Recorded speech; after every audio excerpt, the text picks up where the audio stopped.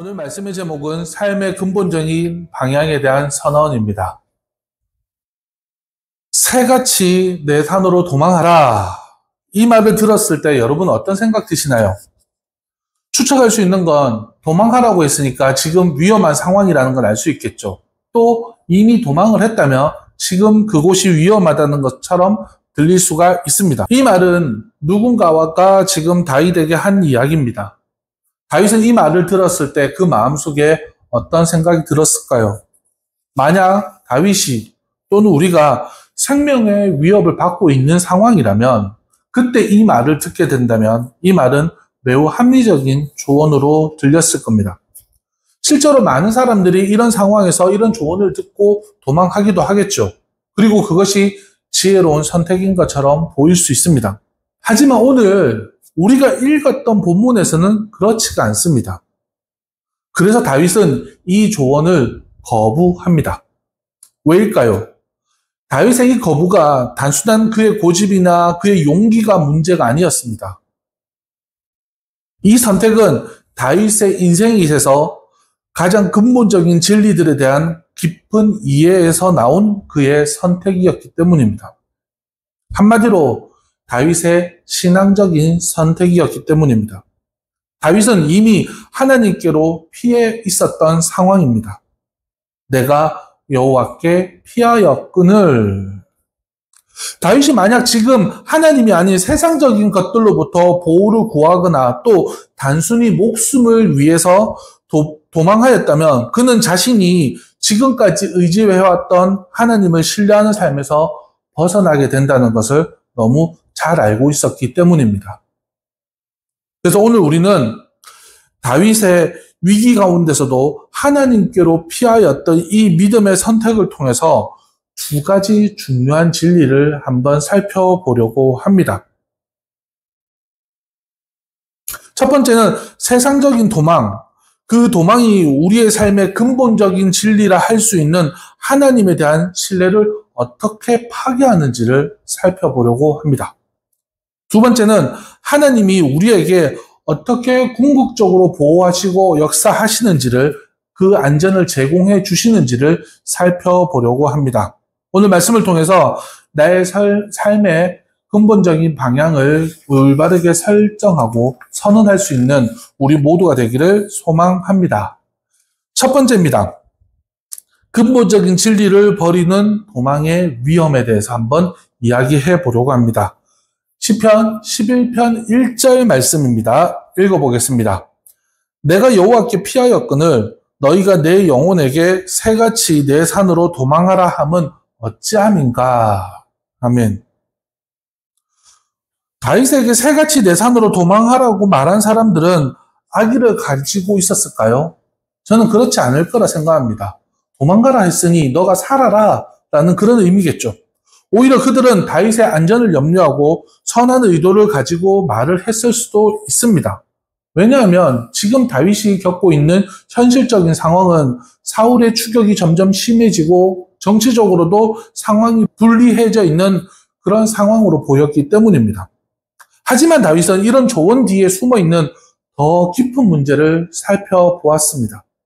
그것은 하나님에 대한 신뢰를 포기하고 인간적인 방법으로 문제를 해결하려는 시도가 있다는 것이죠. 겉으로 보기에는 지혜로운 선택인 것 같았지만 실제로는 믿음의 포기였다는 것입니다. 우리가 살아가는 현재에도 이런 유혹들이 우리에게 많이 다가옵니다. 경제적으로 어려움이 닥치면 정직을 포기하고 부정적인 방법으로라도 돈을 벌려고 하는 유혹. 인간관계에 갈등이 생기면 진실을 말하기보다는 거짓으로 상황을 모면하려고 하는 그런 유혹. 도덕적 딜레마에 빠져 있을 때는 원칙을 포기하고 현실적 타협으로 이 문제를 해결해 보려고 하는 그런 유혹 등이 있습니다. 이런 순간에 우리들도 다윗과 같은 선택의 기로에 서게 됩니다. 하나님을 신뢰하며 어려움을 견딜 것인가? 아니면 세상적인 방법으로 당장의 위기를 모면할 것인가? 그럼 다윗이 말하는 삶의 근본적인 진리들이란 무엇을 말하는 것일까요? 무엇이기에 다윗의 선택이 기준이 되었던 것일까요? 그것은 바로 하나님이 살아계시고 그분이 우리 삶의 주인이시고 그분의 뜻이 우리 삶의 최고의 기준이라는 믿음이었던 것입니다. 또한 우리를 사랑하시고 보호하시고 우리의 미래를 책임져 주신다는 하나님에 대한 전적인 신뢰가 그 안에 있었던 것이죠. 이런 근본적 진리들은 단순히 머리로만 지식으로만 아는 것이 아니라 우리의 정체성을 형성하게 되고 우리의 가치관을 결정짓고 우리의 행동을 이끄는 삶의 원동력이 되는 것입니다. 이것이 흔들리면 우리가 그리스도인으로서의 삶의 정체성이 흔들리게 됩니다.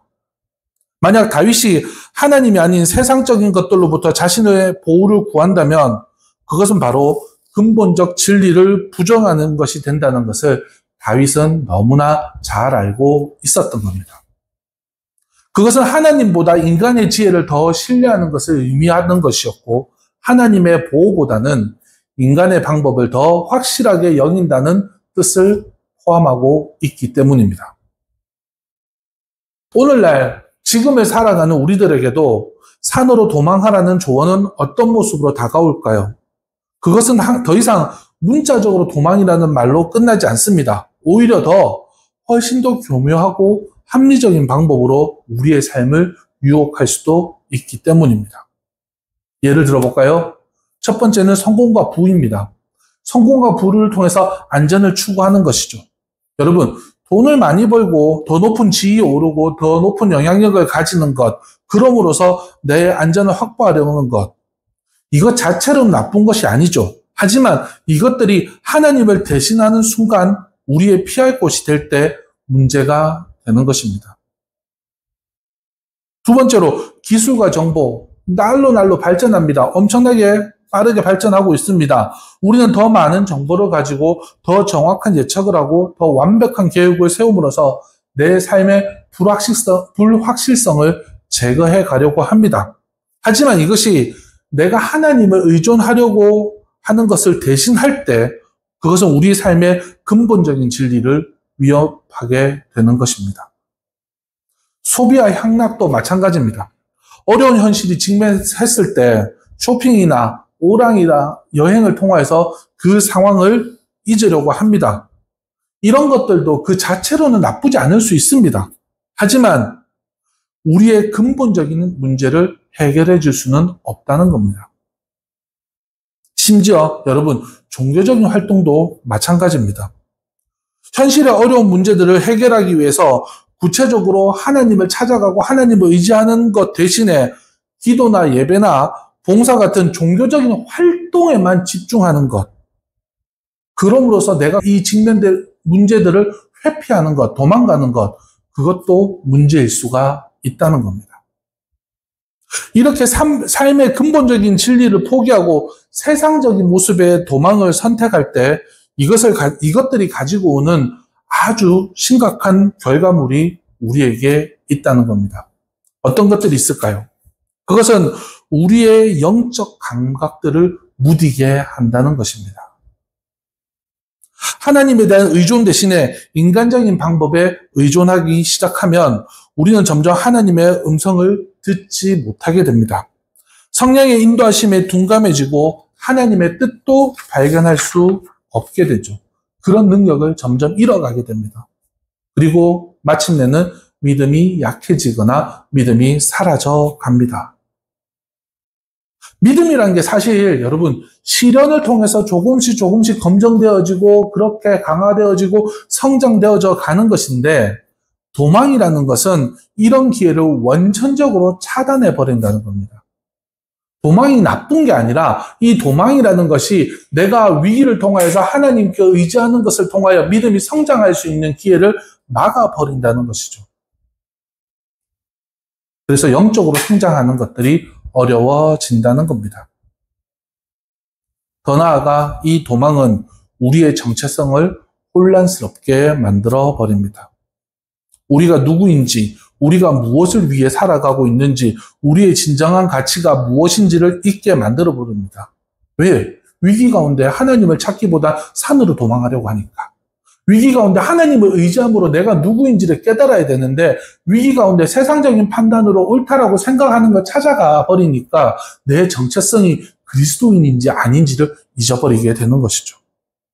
그래서 내가 하나님의 자녀로서의 정체성이 흐려지고 세상의 기준에 따라서 내 자신을 평가하기 시작하는 것이죠. 다윗은 지금 이 모든 위험을 직감하고 있었던 것입니다. 잘 알고 있었다고 말할 수 있었습니다. 그래서 어떻게 이야기하냐? 나는 여호와께 피하였거늘 이라고 선언한 겁니다. 이것은 다윗에게서는 삶의 가장 근본적인 방향에 대한 선언이자 결단이었습니다. 다윗의 선택은 우리에게 중요한 교훈을 줍니다. 진정한 안전은 외적 상황의 변화에 있지 않다는 것입니다. 산으로 도망간다고 해서 근본적인 문제가 해결되는 것이 아닙니다. 오히려 문제는 더 복잡해지고 우리의 영적 상태는 더 악화될 수가 있습니다. 진정한 해결책은 하나님과 나의 올바른 관계를 회복하는 것입니다. 하나님을 나의 피할 곳으로, 나의 힘으로, 나의 지혜로 받아들이는 것입니다. 이것이 바로 다윗이 선택한 길이었고 이것이 바로 우리가 지금 걸어가야 할 길이라는 것입니다.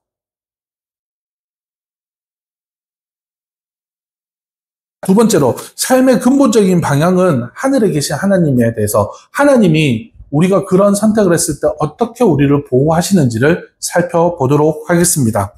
시편 11편 4절 말씀입니다. 제가 읽어보겠습니다. 여호와께서는 그의 성전에 계시고 여호와의 보좌는 하늘에 있으며 그의 눈이 인생을 통촉하시고 그의 안목이 그를 감찰하시도다. 아멘. 자신의 신앙적인 문제를 해결한 다윗은 자신의 시선을 이제 지상에서 하늘로 옮기게 됩니다. 여호와께서는 그의 성전에 계시고 여호와의 보좌는 하늘에 있으며. 이 선언은 단순한 지리적 위치에 대한 설명이 아닙니다. 완전한 다른 차원에서 현실을 바라보기 시작합니다. 야, 나 하나님께로 피했어. 그리고 그 하나님 어디 있냐고? 하늘에 있어. 시각의 전환을 의미합니다. 하늘 보좌에 계신 하나님은 지상의 모든 혼란과 위협을 초월해 계십니다. 사울의 추격도, 정치적인 음모도, 생명의 위협도 하나님의 주권 앞에서는 아무것도 아니라는 것을 말하는 것이죠. 하나님은 이 모든 것을 허용할 수도 있지만 이 모든 것을 제지할 수도 있는 그런 분이라는 것이죠. 절대적 권능을 가지고 계시다고 하나님을 다윗은 지금 고백하고 있는 것입니다. 이런 관점의 전환은 우리의 삶의 문제를 해결하는 방법에 있어서도 분명한 변화를 가지고 옵니다. 우리가 당면한 문제들이 사라지는 것은 아니지만 그 문제를 바라보는 우리의 시각이 완전히 달라짐으로 인해서 절망적으로 보이던 상황도 하나님의 더 큰 계획의 일부일 수 있다는 것을 깨닫게 되는 것이죠. 요즘 말로 말하면 큰 그림이 있다는 것을 깨닫게 되는 것이죠. 사람들은 종종 근시안적인 시각에 갇혀 살 때가 있습니다. 당장의 문제, 눈앞의 위협, 오늘의 걱정이 사람들의 눈을 가리워서 시야를 차단합니다. 하지만 믿음의 사람은 어때야 되겠습니까? 분명 다른 렌즈를 가지고 있어야 합니다. 현재의 고난을 영원한 관점에서, 하나님의 관점에서 바라볼 수 있어야 한다는 겁니다. 그래서 하나님 어떻게 하시나? 그의 눈이 인생을 통촉하시고 그의 안목이 그를 감찰하시도다. 이 구절에서 하나님의 또 다른 특성을 발견하는데 하나님은 하늘에 있으니 멀리 계시다고 우리는 착각할 수 있습니다. 이해할 수 있습니다. 하지만 멀리 계시지만 무관심한 분이 아니라 우리의 삶을 세밀하게 관찰하고 계시는 그런 분이라는 겁니다. 하나님의 눈은 우리의 외적 행동만 보시는 것이 아니라 우리의 마음 깊은 곳까지도 꿰뚫어 보십니다. 나의 동기, 나의 생각, 나의 의도까지 모든 걸 다 알고 있습니다. 이건 때로는 두려운 진리이지만 동시에는 큰 위로가 되는 진리가 될 수 있습니다. 무슨 말이냐? 두려운 것은 우리가 하나님 앞에서 절대로 숨을 수 없다는 것입니다. 내가 거짓을 행하거나 위선을 부리거나 모든 악함이 하나님 앞에서 적나라하게 드러날 수가 있다는 거죠. 하지만 위로가 되는 것은 하나님이 우리의 진심도 알고 계시다는 것입니다. 우리의 노력, 우리의 선한 의도, 우리의 연약함 속에서도 하나님을 향한 진실한 마음을 하나님이 알고 계시다는 것입니다. 그래서 5절에서 이렇게 고백합니다. 시편 11편 5절 말씀 한번 보겠습니다. 여호와는 의인을 감찰하시고 악인과 폭력을 좋아하는 자를 마음에 미워하시도다. 아마 하나님이 의인을 감찰하신다라고 말합니다. 이 감찰하신다는 말을 다른 성경에서 보면 시험하신다. 영어 성경에서 보면 테스트라고 표현하기도 합니다. 하나님의 감찰, 즉 시험은 하나님이 우리를 괴롭히려고 하시는 것이 아니라 우리의 믿음을 정죄하고 성숙시켜 가시려고 하신다는 의도가 있다는 겁니다. 여러분, 금을 정죄하는 과정을 한번 생각해 봅시다. 금은 불 속에서 녹여져야 불순물이 전부 제거됩니다.